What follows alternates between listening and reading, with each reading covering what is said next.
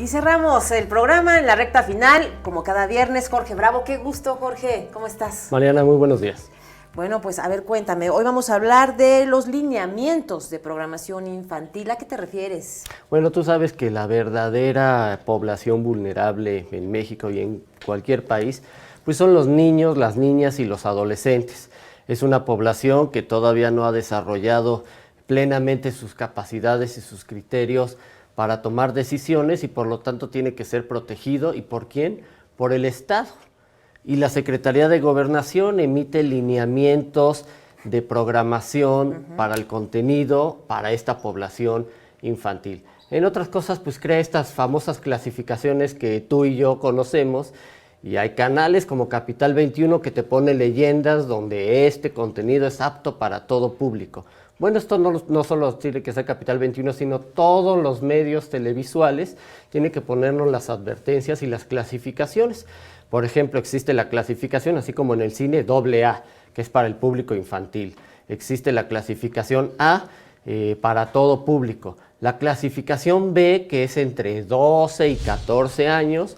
Hay una que es B15. Pues mira, justamente ahí ya tenemos este gráfico que te está acompañando en la explicación. Lo tenemos en la pantalla. B15, pues que son para a partir de los 15 años. La C ya es una programación a partir de los 18 años. Y la D, pues que es contenido para adultos completamente. Entonces esta es la clasificación que existe en la televisión, pero en 2018 se recorrieron los horarios de clasificación. La programación con clasificación B era hasta las 8 de la noche. Quiere decir que el contenido, pues desde las 7 de la mañana hasta las 8 de la noche se consideraba que era para niños, niñas y adolescentes. Pero ¿qué pasó en 2018? Se recorrió a las 4 de la tarde. Es decir, a partir de las 4 de la tarde, ¿qué pueden ver niños, niñas y adolescentes? Pues pueden ver violencia, pueden ver sexualidad, pueden ver adicciones y puede haber un lenguaje soez o discriminatorio que puede haber en los contenidos, en las series, en las telenovelas, en la programación.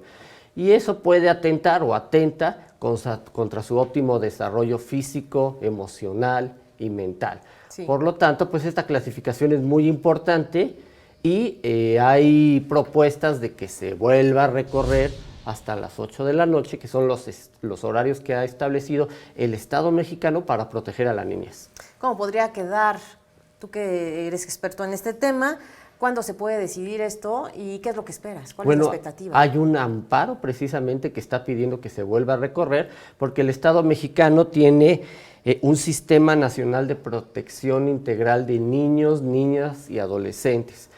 Este sistema integral, más la Estrategia Nacional contra Obesidad y Diabetes, establecen un horario que es de 14:30, o sea, de 2:30 a 19:30 horas. Ese es un horario donde debe protegerse a la población infantil, niñas, niños y adolescentes. Y esto está vinculado con una suspensión que se hizo recientemente de la clasificación y el etiquetado en ciertos productos que le llamamos comida chatarra. Oye, no, además, rápidamente, un paréntesis, la postura de la parte empresarial quejándose, amparándose para que los etiquetados no tengan el desglose completo de la información.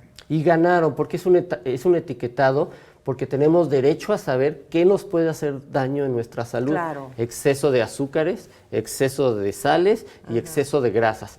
Esto ha provocado pues obesidad en los niños, que en ciertos horarios ven estos productos, estas bebidas que se anuncian en la televisión, porque se modifica el horario de la programación y entonces es muy importante, es más importante de lo que pensamos. No, totalmente. Porque si vemos los horarios y las tarifas en la televisión comercial, a partir de las 4 de la tarde, o sea, al horario que se recorrió, suben las tarifas. Quiere decir que es un negocio. Sí, es un negocio. Podemos ver otro gráfico que preparamos para ustedes, para que sepa el público exactamente. Lo preparamos precisamente en donde se encuentran los lineamientos de la programación infantil. Sobre violencia, no deben presentar cualquier tipo de violencia. Los temas o conflictos deben de ser fáciles y con una solución positiva. Sobre adicciones, no deben presentar temas relacionados con sustancias que causen adicciones o conductas adictivas. Sobre sexualidad, en torno a la sexualidad, bueno, no se deben presentar temas, situaciones de relaciones y actividades sexuales o desnudos. En torno al lenguaje, se debe presentar el lenguaje claro, sencillo y de fácil comprensión. No se debe presentar un lenguaje soez. Hay otro gráfico que preparamos para el público, producción lo preparó. Sobre la violencia, no se deben presentar cualquier tipo de violencia. Los temas de conflicto pueden incluir eventualmente agresividad mínima en trama y se muestren las consecuencias negativas. En torno a las adicciones, no deben presentarse estos temas relacionados con las drogas o con cualquier otra sustancia ilícita. La sexualidad, le comentaba, no deben presentarse imágenes del cuerpo humano de manera erótica ni escenas de relaciones sexuales, y esto es importante porque hasta en las telenovelas ya vemos imágenes muy candentes. En torno al lenguaje, se debe presentar un lenguaje claro, sencillo y de fácil comprensión, y no se debe presentar lenguaje soez. Bueno, esto, pues la fuente es la Secretaría de Gobernación con las clasificaciones A y AA.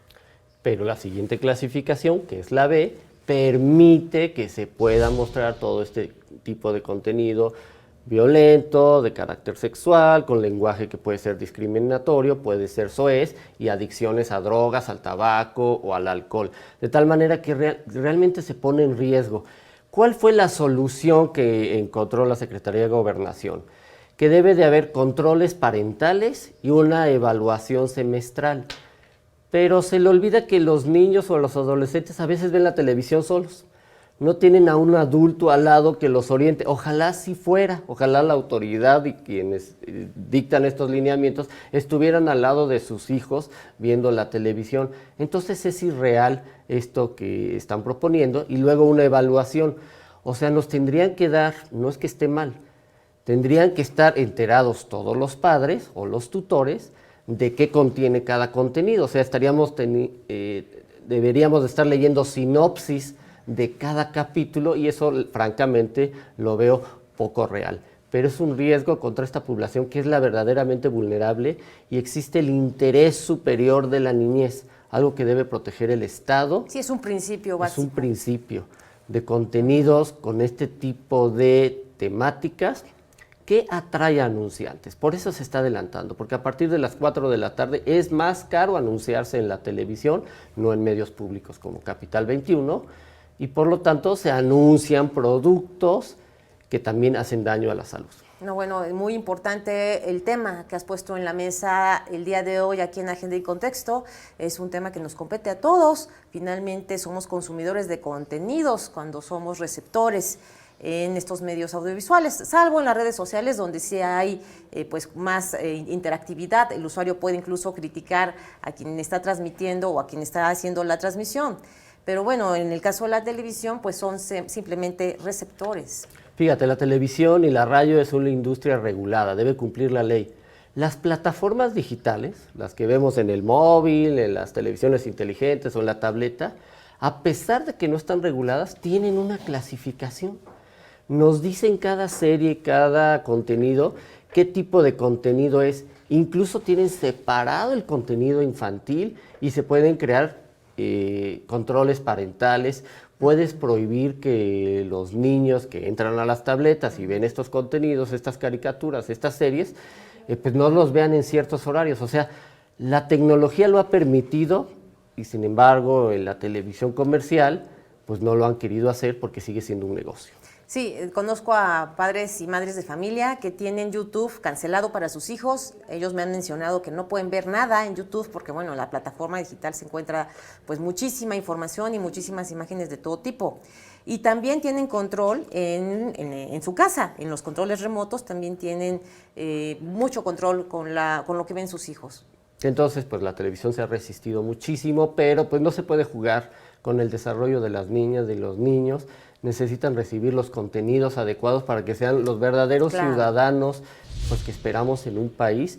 Pero si les damos de forma gratuita la violencia, si no se les explica la sexualidad, si escuchan cualquier cosa, cualquier mensaje, cualquier discriminación en los contenidos, y si se les ofrecen adicciones, pues ¿qué podemos esperar?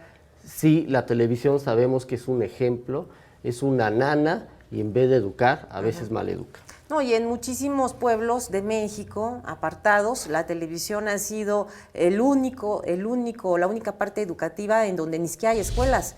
Llega la señal, una señal de televisión a lugares donde no hay escuelas. Tú sabes que en muchos poblados, en muchos municipios, se tiene que caminar hasta 1 hora para poder llegar a tu escuela. La televisión funciona en efecto como una educadora, y los contenidos por eso son tan importantes. Si es que durante mucho tiempo incluso pasamos a ser un país analfabeta, en donde se empezó a combatir el analfabetismo, fue gracias a 2 pantallas. La pantalla chica, que es la televisión, y la pantalla grande, que es el cine. El cine es lo más cercano que se puede llegar a tener a una escuela en comunidades muy apartadas.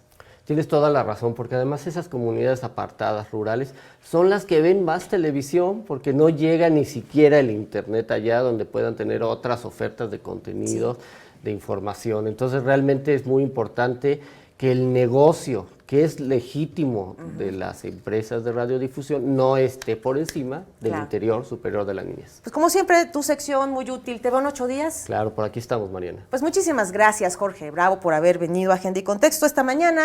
No queda más que agradecerle a usted que me haya acompañado a lo largo de esta hora y a lo largo de la semana. Agenda y Contexto es un programa de entrevistas, análisis y debates. De lunes a viernes lo transmitimos a las 10 de la mañana y la retransmisión es a partir de las 5 de la tarde. Gracias en pantalla, Mónica Ponce y Karen Mendoza, son intérpretes de lengua de señas mexicana. En el nombre de todo el staff que hace posible este programa, feliz fin de semana y los esperamos el lunes.